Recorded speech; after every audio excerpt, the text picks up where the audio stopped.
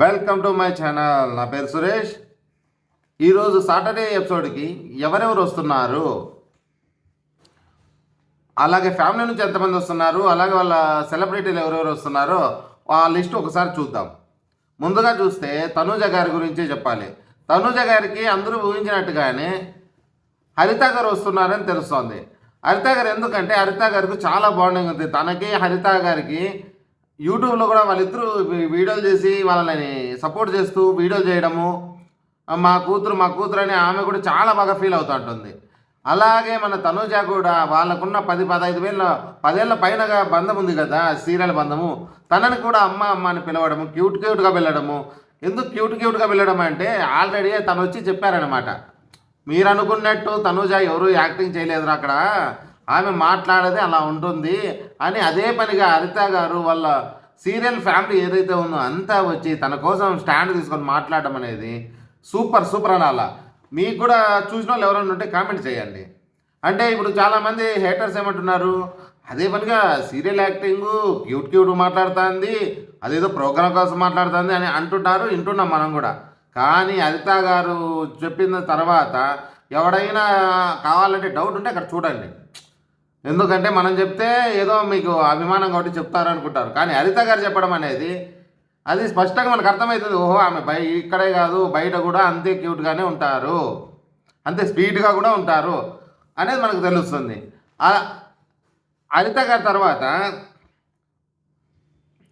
పవన్ సాయి వచ్చేసి తనతో పాటు యాక్ట్ చేస్తున్న కోస్టార్ ఆయన రావడము, ఆయన కూడా తనకు మంచి ఏమంటారు ఎంకరేజ్ అనాలా, లేదంటే ఒక బూస్ట్ ఇవ్వడానికి రావడం అనేది చాలా బాగుంటుంది. తర్వాత నెక్స్ట్ వచ్చేసి భరణి గారికి మాత్రం అందరికీ ఇక్కడ తెలిసినట్టే ఉందబ్బా. ప్రతి ఒక్కరు మనకు తెలుసు, ఆయన గాడ్ ఫాదర్ అంటాడు, ఎప్పుడు మా గురూజీ అంటాడు, మాకు వెల్వేషరు, అందులో మాకు ఇద్దరికి బాండింగ్ ఎక్కువ ఉంది, అది ఇది అనేది ఎవరు చెప్పండి, నాగబాబు గారు. ఆయన మాది సీరియల్ తీసిన నుంచి మహాలక్ష్మి ఏదో సంథింగ్ ఒకటి తీసి చూడండి, ఆ సీరియల్ నుంచి వాళ్ళిద్దరికి బాండ్ పడిందని చెప్పాలి. అందుకని తను అలాగే వాళ్ళ అమ్మ కూడా వస్తున్నారు, అమ్మగారు వస్తున్నారట. ఎందుకంటే గురూజీ మదర్ అంటున్నా కదా, లాకెట్లు అవన్నీ చూసి తన కోసం వచ్చి వాళ్ళకు రొంత మంచి మాటలు చెప్పి రొంత పైకి లేపడానికి రావడం అనేది మామూలు సహజంగా జరిగేదే.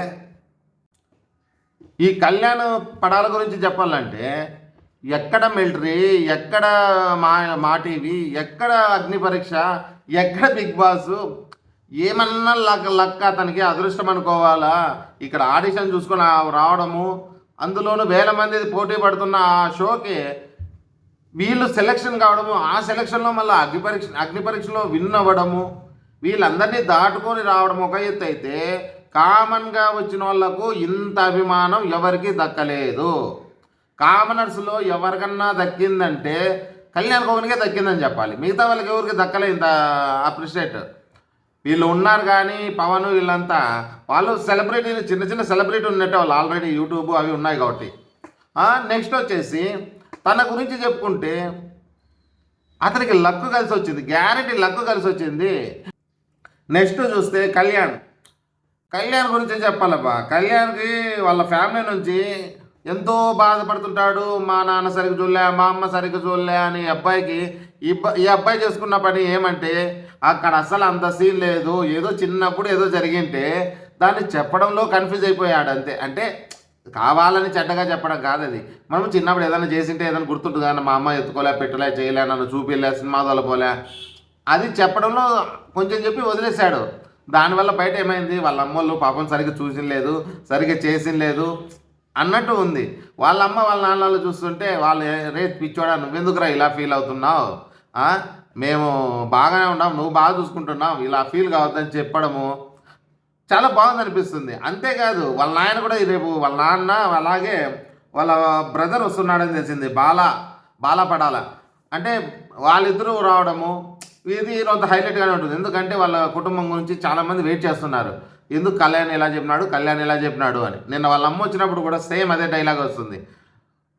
తనుజ దగ్గర కూర్చొని తనుజ ఎక్స్ప్లెయిన్ చేస్తా అంటే వాళ్ళ అమ్మ చెప్తా ఉంటుంది, లేదమ్మా నేను బాగా చూసుకుంటున్నాము, అలా ఏం కాదు, ఏదో మేము కొద్ది రోజులు హాస్టల్లో చదువు కోసం పెట్టామని తను చెప్తుంటే అప్పుడు చెప్తారు కళ్యాణ్ ఏమంటాడు, అరే అది కాదు, నేను సగం చెప్పి వదిలేశాను అంటే అలా చెప్పడమే మొత్తం ఇప్పుడు టాక్ ఆఫ్ ద ఏమంటారు సిటీ అయిపోయింది అనుకుందాం. డెమాన్ పవన్ కోసం అయితే ఫ్రెండ్ వచ్చినాడు, అలాగే నిఖిల్ కూడా వచ్చారంట. నిఖిల్ వచ్చి తనని ఎంకరేజ్ చేయడము, వాళ్ళ ఫ్రెండ్ కూడా బాగా మాట్లాడారు అంటున్నారు. తర్వాత సంజన గారు కోసం నిక్కీ గలరాని వాళ్ళ మన ఫోటో ఏదైతే వచ్చిందో తను వచ్చిందని తెలుస్తుంది. అలాగే ఆది పినిశెట్టి వాళ్ళ వైఫ్ ఆది పినిశెట్టి కూడా వచ్చారు అంటున్నారు. మళ్ళీ వస్తే మాత్రం చాలా బాగుంటుంది, ఎందుకంటే ఆయన చేసిన సినిమాలు చాలా బాగున్నాయి కొన్ని. అందులోనూ తను చేసిన మృగం అని ఒకటి వచ్చింది, అదే రక్త కన్నీర్లో మాదిరి ఉంటుంది సేమ్ మృగము. ఆ మృగం సినిమా కూడా సేమ్ దానిలాగే ఉంటుంది, ఎందుకంటే అల్లరి చిల్లరగా తిరగడము తను, దానివల్ల తనకి వేరే జబ్బులన్నీ వచ్చి చనిపోవడం, అంటే ఎలా ఉండకూడదు మనిషి. ఆ సినిమా మాత్రం చాలా చాలా బాగుంటుంది, ఎందుకంటే దాన్ని ఒక చిన్న పల్లెటూరులో తీయడము చాలా ఎక్సలెంట్ ఉంది. అబ్బా చూసిన వాళ్ళు ఎవరు ఉంటే కామెంట్ చేయండి. రక్త కన్నీరు ఎలా ఉంటుందో ఉపేంద్రది సేమ్ అలాగే ఉంటుంది, అంటే దానికి ఆపోజిట్ అది పల్లెటూరు వాతావరణము. ఇది రక్త కన్నీరులో ఇంకా ఇది హై లెవెల్ అనమాట, బాగా పెద్ద వేరే దేశం నుంచి వచ్చి మన ఇక్కడ ఉండడము వేరే లెవెల్. అబ్బా అతను మాత్రం మంచి ఆర్టిస్ట్ అని చెప్పాలి. ముందు ఆది పినిశెట్టి గురించి చెప్పాలంటే చాలా బాగా చెప్తాడు అతను, మై ఫేవరెట్ ఆల్సో. నెక్స్ట్ వచ్చేసి ఇమానిల్కి వచ్చేసి ఇంకెవరు వస్తారు, అవినాష్ వచ్చినాడని తెలుస్తుంది. అలాగే తన బ్రదర్ అయిన సేమ్ ట్విన్స్ మాత్రం ఉంటారంటాం కదా డానియల్. ఈ డానియల్ పేరు చెప్తే మాత్రం ఎలా ఉందంటే అదేదో సినిమాలో సూర్య సినిమాలో విలన్ పేరు లాగా ఉంది, మన బ్రదర్ పేరు మాత్రం. వాళ్ళు రావడము, అలాగే అవినాష్ వస్తే మాత్రం ఒక రేంజ్లోనే ఉంటుంది కామెడీ. అవినాష్ మంచి కమెడియన్ కాబట్టి తనది కూడా బాగానే ఉంటుంది అని చెప్పాలి. మనం మర్చిపోయినాం చూడు, మన ఎవరంటే ఆయన అంగన్వాడీ టీచరు, అంగన్వాడీ బడిలో నుంచి ఎత్తుకొచ్చుకున్నారు పిల్లోని పెట్టుకొని అట్లాడిస్తున్నారు అంత బాగా. అందులో ఏమి ఆయన కూడా ప్రపంచం అని సుమన్ గురించి మర్చిపోకూడదు. లోబో వస్తున్నాడని తెలుస్తుంది. అలాగే మరి మిస్సెస్ కూడా వస్తారా లేదా అనేది ఇంకా లేదు, కరెక్ట్గా లేదు.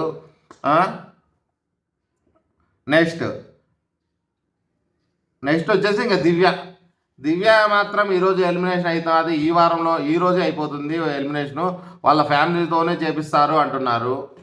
దివ్య వాళ్ళ నాన్న వాళ్ళు కూడా ఎమోషనల్గా బాగా మాట్లాడినారు అనగా తెలుస్తుంది. ఇది ఇప్పుడుకున్న సమాచారం ప్రకారం. ఓకే, అలాగే మేము చెప్పే విధానం మీకు నచ్చినట్టయితే లైక్, కామెంటు, సబ్స్క్రైబు. జై హింద్.